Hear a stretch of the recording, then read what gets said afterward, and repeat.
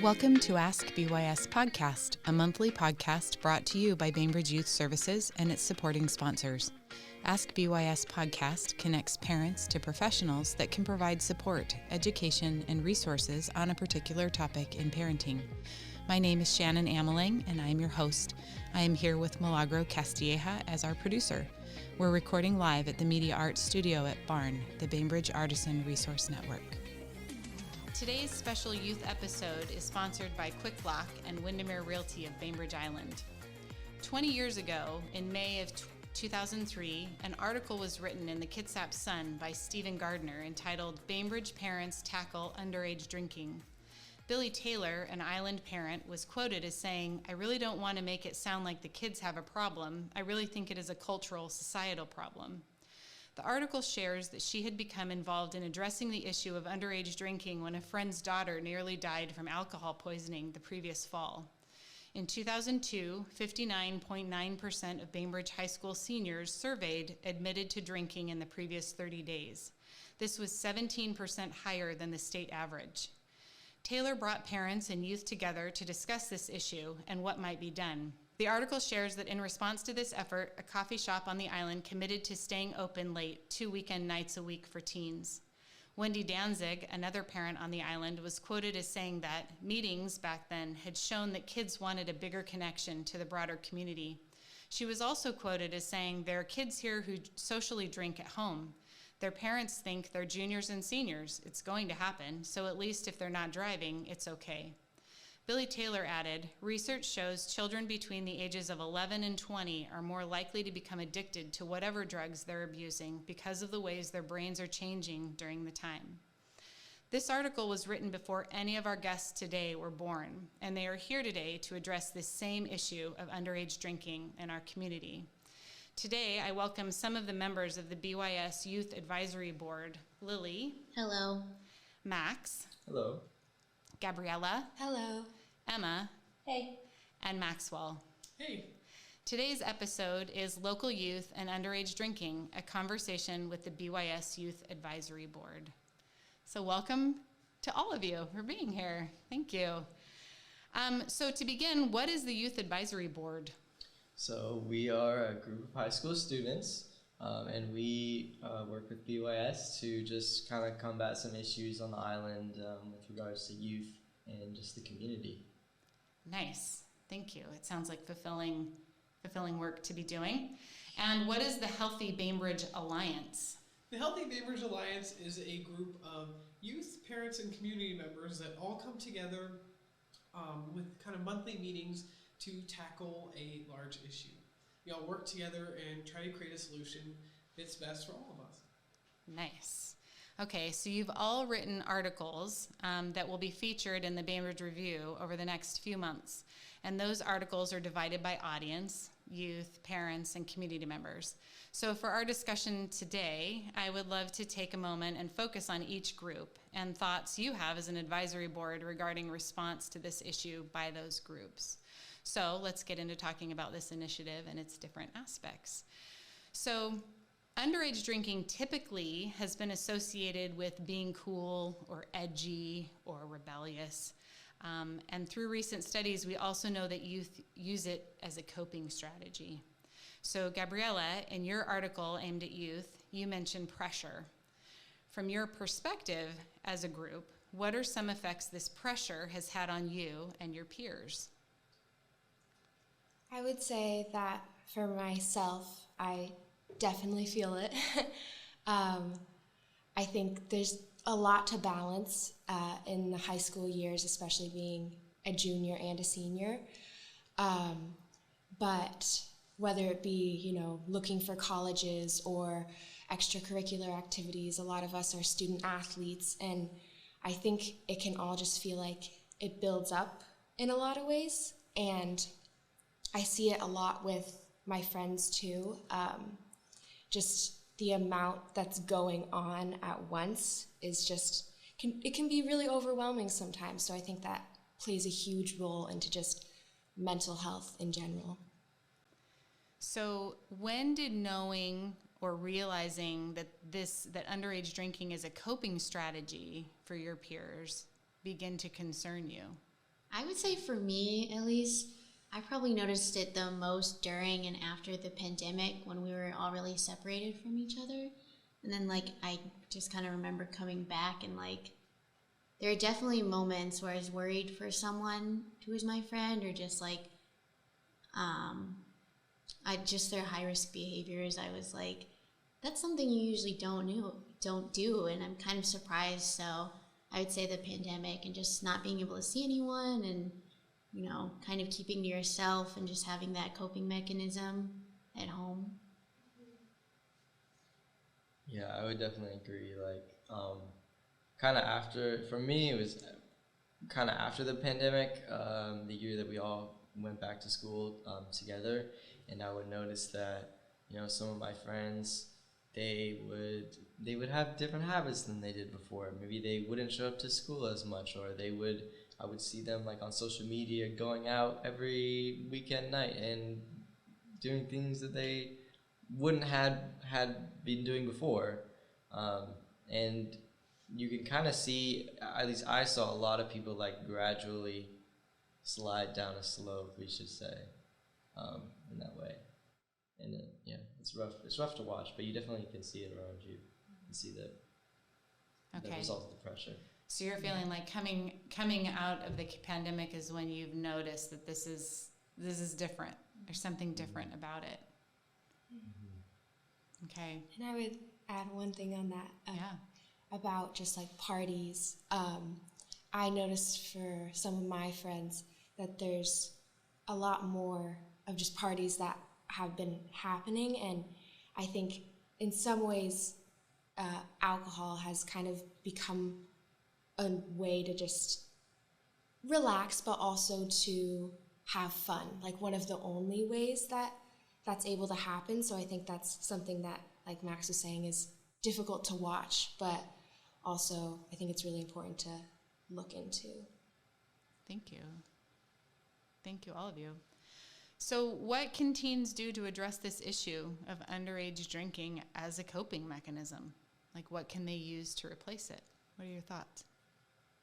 I think probably people you hang out with plays a really big part with kind of the habits that you do.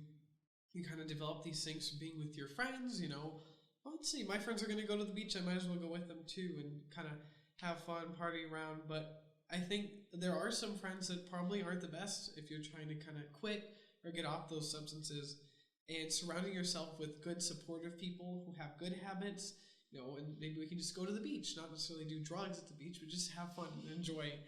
But definitely people you surround yourself with, I'd say, play a big part in that. I think also, like, reaching out to people that you trust is a big thing, particularly parents, sort of creating an outlet that their kids can go to if they ever need support or something's on their mind. I think that plays a big role in just teens' mental health, and knowing that they have someone that they can turn to whenever they need to. That could also be a friend too, It doesn't have to be just a parent. So a trusted person, whoever that might be. Yeah. So Max and Lily, in your article aimed at parents, you share quite a bit of statistical data from the Healthy Youth Survey that supports the concern that youth are engaging in underage drinking. And just an aside, I'll share with our listeners, the Healthy Youth Survey is administered to students in 6th, 8th, 10th, and 12th grades by the state of Washington. Participation is voluntary, and we have results from 2021 and prior years back to 2002. And so the 2023 survey is currently open for registration. So numbers being pulled for Max and Lily's article are from 2021, I believe. So from your perspective, what can parents do to help address this concern of underage drinking? So one thing that's really important is leading by example.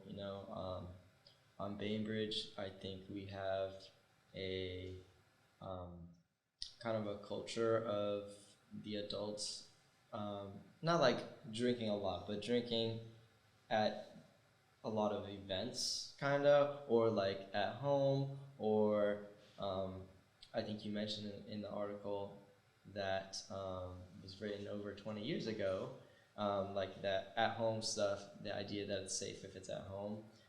But what we kind of see is if you're a parent and you engage in that behavior a lot, you're signaling to your kid, like, when you grow up, this is how you either, like, if you're leading by example, you're saying this is how it's going to be, or at least this is how it can be, and there's something like wrong with this, which there's nothing wrong with being an adult and doing that, but if you're constantly showing that to your kid, like, they're going to end up wanting to do it or thinking that it's okay to do it themselves, just because naturally as teenagers we want to, like, emulate what the adults do, whether that's consciously or subconsciously. That's just what ends up happening. So if you're exposed to it at home and the people that you trust, like your parents as role models, are doing it, then you're going to be more inclined to do it as well. So probably limiting that around their kids is something that would be really important. I don't know if you have any. I would say that's the most important, and like, I know that in one of the statistics we talked about if you like start, or the earlier you start, like later on in life, you're much more likely to get addicted, which is a big thing. So even though you're like safe at home and you're not like driving or anything, it's still going to be a problem later in life. I do also want to say that like providing a space for your children to drink is also bad, of course. That does happen, at least in our community, and I'm sure it happens in others. But, as the article that was in 20 years ago said, adults think, hey, they're not driving, so, and it's probably going to happen anyway. But again, maybe if you're hosting that for your kids, maybe another child, someone else's child, might attend that party who has never drank before, and then they get roped into it. Or if you're a child who drinks for the first time at home, then if they get addicted to doing that, then they go other places and they do it unsafely. I mean, it's not safe at all when you're in your own home, but they do it unsupervised as well, and it all ends to bad. Yeah. I agree.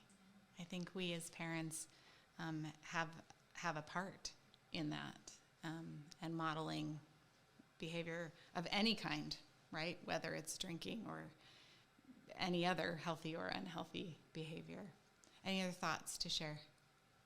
Yeah, I had one thing having to do with what you guys were saying. I think that also language plays a big role in the equation too, like how parents use, how they're talking about drinking. So, for instance, someone comes back from work and is like, oh, that was a really hard day, I think I need a beer, Mm-hmm.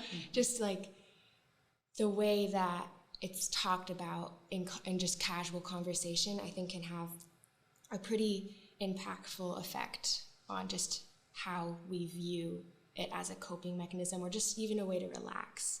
So, yeah. Good point. So we've explored things that parents can do. And I recognize that we have dual roles in this great endeavor. And what I mean by that is, like, for instance, I'm a parent and I'm a community member, right? You guys are students and you're community members too. And so we kind of have this dual thing going on. And so Emma and Maxwell, in your article, you acknowledge that community businesses provide so much to our community already. So what adjustments would you like to see the community implement in regards to this issue?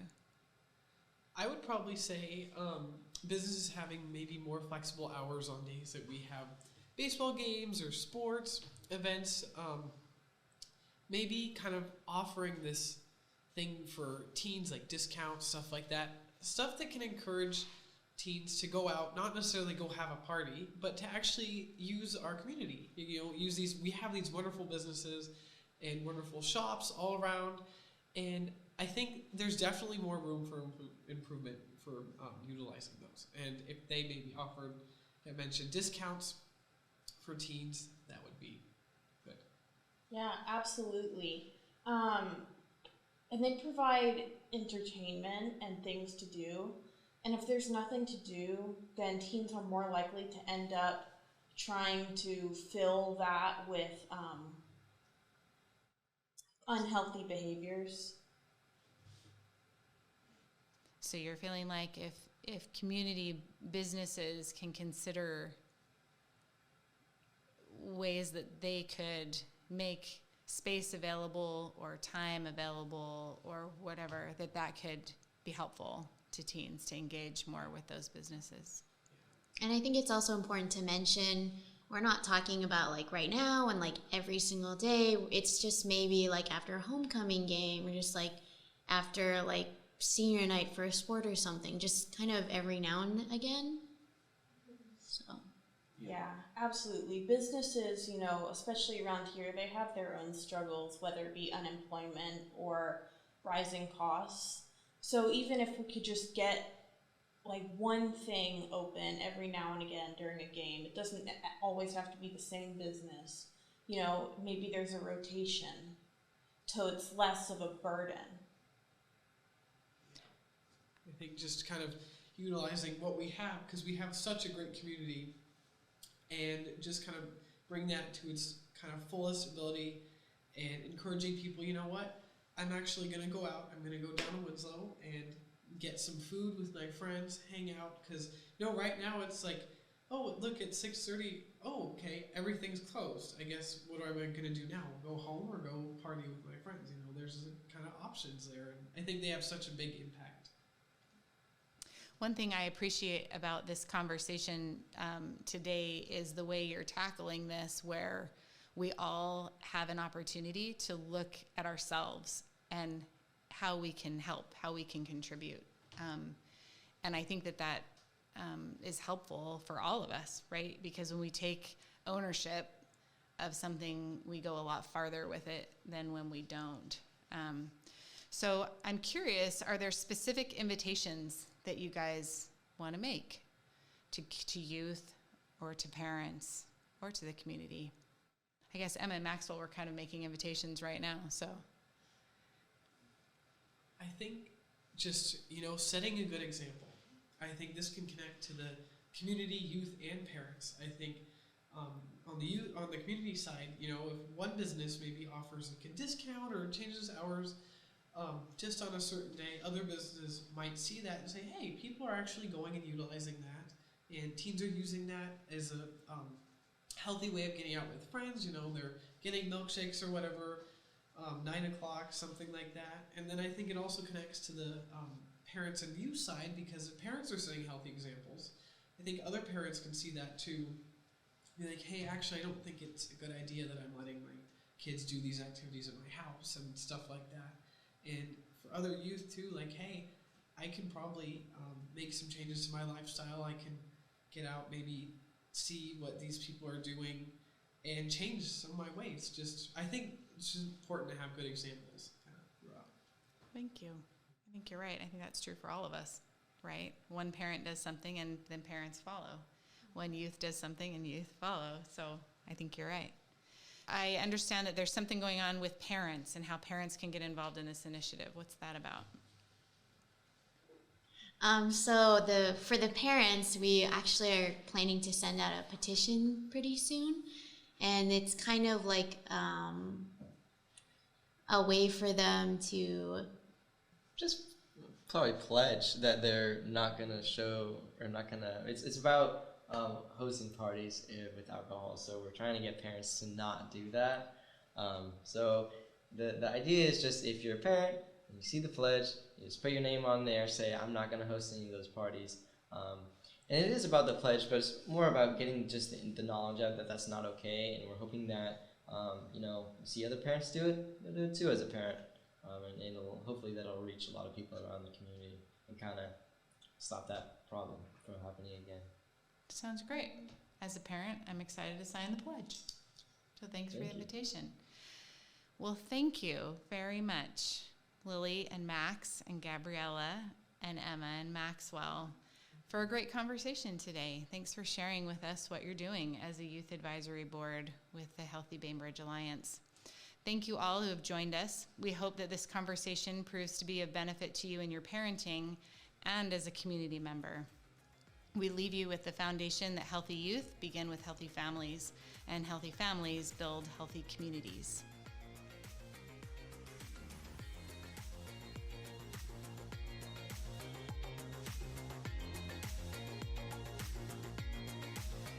BYS is a nonprofit organization that is supported by community members like you.